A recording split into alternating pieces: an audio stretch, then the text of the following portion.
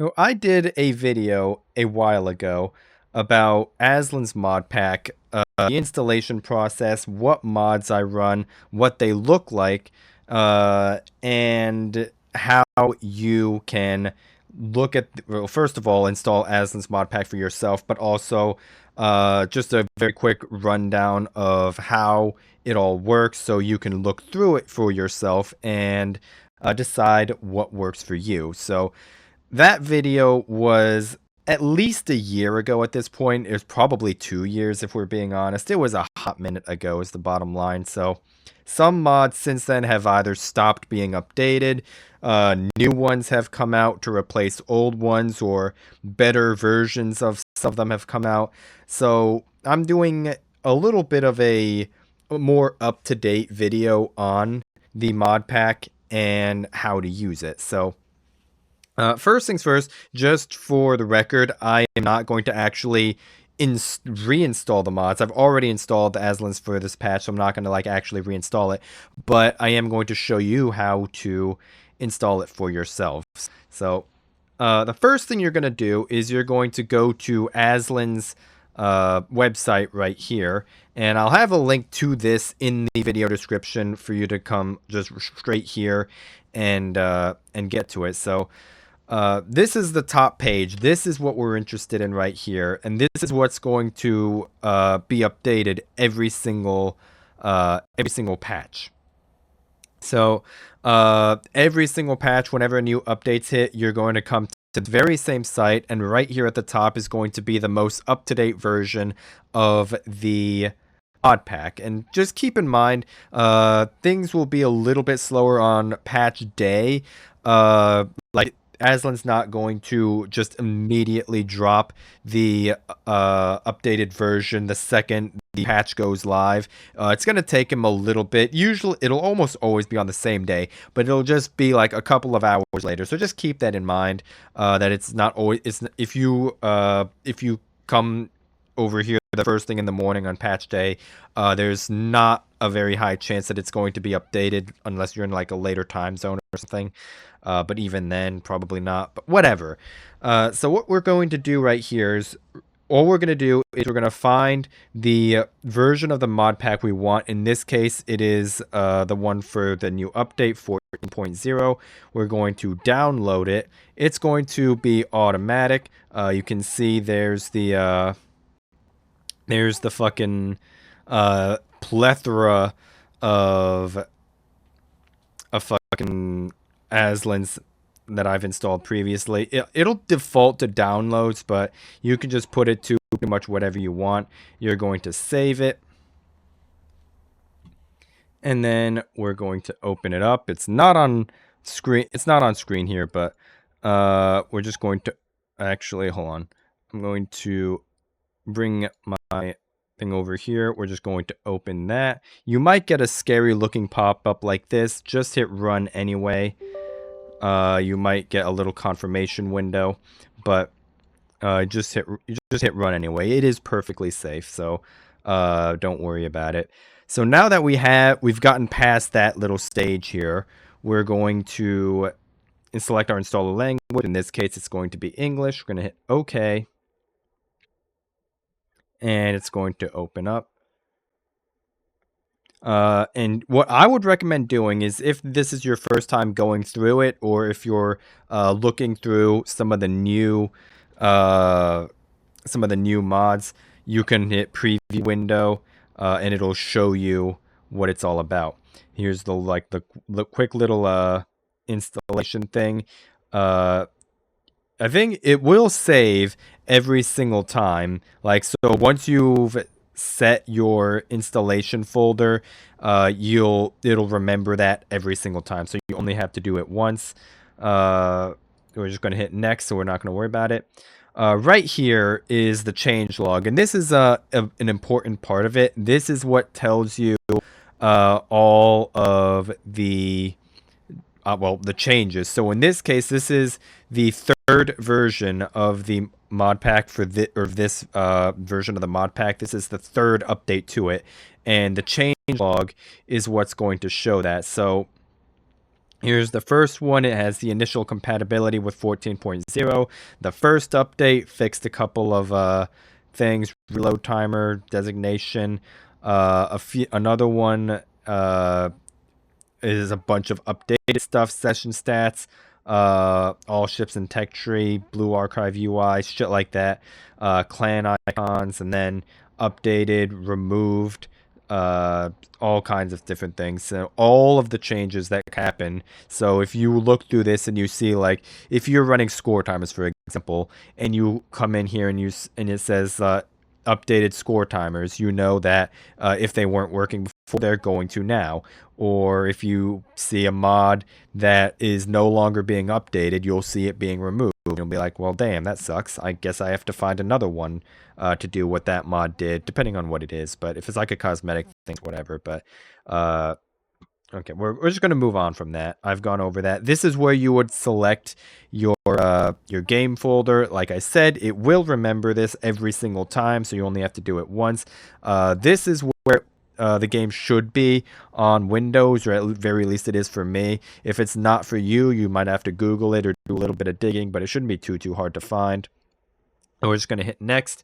So right here is the big ass menu where we go and select all of our mods. I'm not going to go through every single one of these for reasons I'm sure you can probably guess, but I am just going to go a quick run through on what I use. That's different from what is and what it used to be. Clan icons, honestly, you can get away. Actually, I'm just not going to do that anymore. Actually, I'm not even going to hit install. It's not going to change, but whatever. Ship movement indicator is what I use. This is what that little green dot that you might see in game. I am actually using an updated version of this in speed indicator, which is literally just ship movement indicator but better, because it kind of gives you like a circle that kind of fills or not fills depending on what the ship is doing. And if it's reversing, it'll be red. If it's going forward, it'll be green, and it'll kind of like give you a little bit more specific gauge on what the enemy ship is doing. So very useful mod there. Consumables monitor is what lets me see what consumables my team has and which ones are running. Spotted indicator is the little exclamation point that tells me when ships are spotted. Advanced depth charge marker, that's what makes the depth charges glow orange. And if you ever see some orange dots pop up on screen from seemingly nowhere, like there's no depth charge planes or anything, then we immediately know that their destroyer is right where those depth charges are. Numerical battery on submarines should be in the game just by itself. It's not, because wargaming is stupid, so we have a mod to do that. Advanced torpedo marker, I honestly don't really see that much use out of, but it's there. Torpedo detection indicator, that's what lets me know my torpedoes have been spotted. I'll probably have to do like an entire video just for this. If you do not have this particular minimap mod, Minimap by Titaro here, I absolutely recommend that you use this one, because this is literally pretty much all the rest of these combined, except for the submarine pingers on minimap. That's a separate thing, but all the rest of these is condensed into this one mod, and it has even more beyond that. Like, you can see teammate RPFs and shit. You can see last spotted timers. You can see who's being detected on the minimap. You can see who's disconnected or AFK or whatever.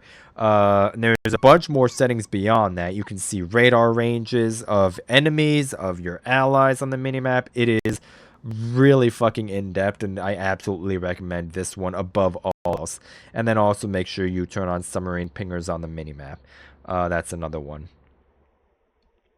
Improved chat. This is just what lets me know the ship that's talking, so I know immediately at a glance if someone is talking shit. I immediately know who it is that's talking shit, and I don't have to press tab to get it. Info panel self, that is the little thing that you see in my videos right there. It tells me my AA range, my spotting range, stuff like that. Not that I don't know most of it, but it is just nice to be able to just have it as a quick reference, because if you play a lot of different ships, you're probably not going to remember the exact numbers for every single one of them. So having this right there as that little reminder is helpful. Regen assistant is what helps you determine when you should or shouldn't heal. Just be wary that if you're using this mod, sometimes you will have to heal even if you don't get the full value. Like if you are missing like 300 HP off of your heal from max value, sometimes you might want to still pop it anyway.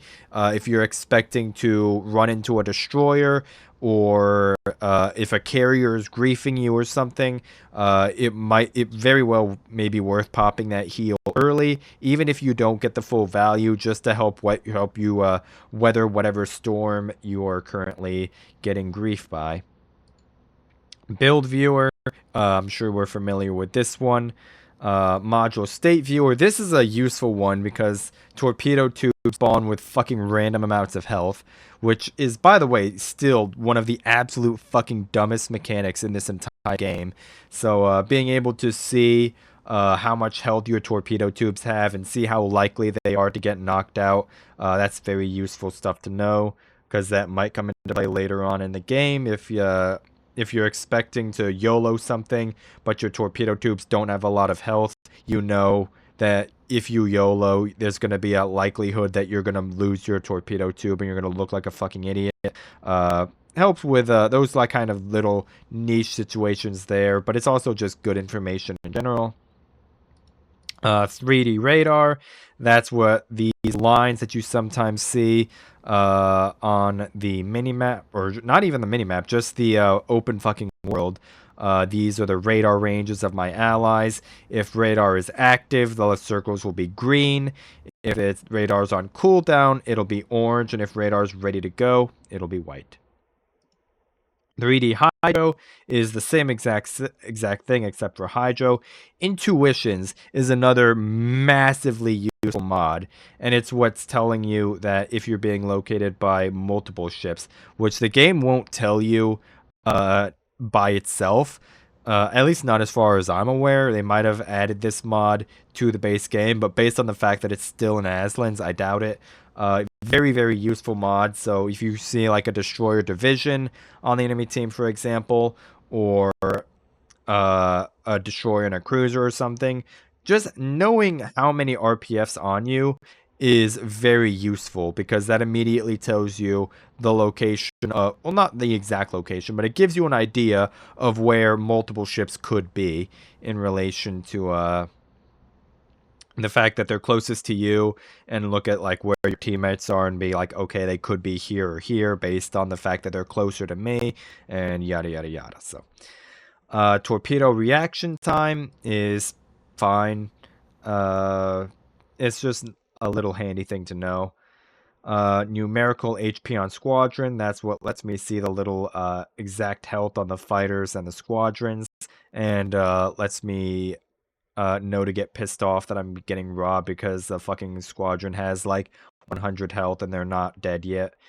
Advanced damage meter just shows you what ships you've damaged, how much you've done to them, and also vice versa. If you hit like a blind torpedo on something, I don't think it will show you immediately. Like if a ship's not spotted or has never been spotted and you hit like a torpedo on it, it's not going to immediately tell you which ship it was. I don't think. But it might. I don't think it does though. But it will tell you once they get spotted and that information becomes available. It will be updated later on. So damage received, same thing, except I think it updates immediately. Like if someone cross maps you first thing in the game and you take a little bit of overpen damage, I do believe it should show you who it was that hit you. These ones are all self-explanatory. Score timer, shot timer, that's what lets me know how much longer before my gun bloom goes down. radar timer, battle timer you don't need because it's built into the game. Numerical capture time, that's the little number right there that shows me how long until the capture point is taken. Travel time is obviously travel time. You could run through here and look at all of these and pick which ones you want, if any. I'm not going to show them. I'm just going to go through what I run. When you're looking through this for yourself, you can decide what you want to install. Ribbons. This is my my little weeb ribbons there. Radio location is blue. That's why in some videos where I accidentally bring RPF, that is why it's blue instead of white. There you go. Weeb emblems, because of course, can never have enough of that. Nothing like it looks like something is selected here, but there's a little it might be a little hard to see, but that is a little like nothing symbol right there, so I don't run any of that. Canclay's rank icons. I honestly don't think this works. I've not seen it working in a while, but I guess it does still work because it's not been removed yet. Dog tags remover, those are annoying. Fire screen remover, that's annoying. And WoW's paint, this is what lets me draw on the minimap. So if I want to have the word fuck on the screen for a little while, I can do that. It's not really something I'll do in live games. It's gonna be more of a replay thing, but it is nice that it's there. And I don't run any of these. Rangefinder. There you go. That's the thing that helps you find range. Target max speed. There you go. 43% more zoom out. You can find whichever ones of these that you want. These are just the ones I run. But obviously what works for me might not look good to you, or you might not like how it looks to you. So you're obviously free to use whichever ones that you want. Point interface, session stats, blah blah blah, crew assign. That's the little menu there. Auto container collector. These are all just quality of life things. Like they're just kind of there. Weeb commanders. There's ports. I don't run any of those. Ammo customization. I don't run any of those. There's a bunch of ship skins if you're interested. I'm not going to run through all of those. I disable the this effect right here just because I don't like looking at it, but there's other effects for it if you do want to change it. There you go. And just here's more waves. Like I don't run any of these. Obviously you can if you want to. I run the reduced dazzle. It doesn't show what it is, but it basically just reduces glare, more or less. And there's waves if you care about them. But I don't, so there you go. And there's a bunch of voiceovers if you want those, that sort of thing. Battle replays, FPS limiters, stuff like that. So that's pretty much it.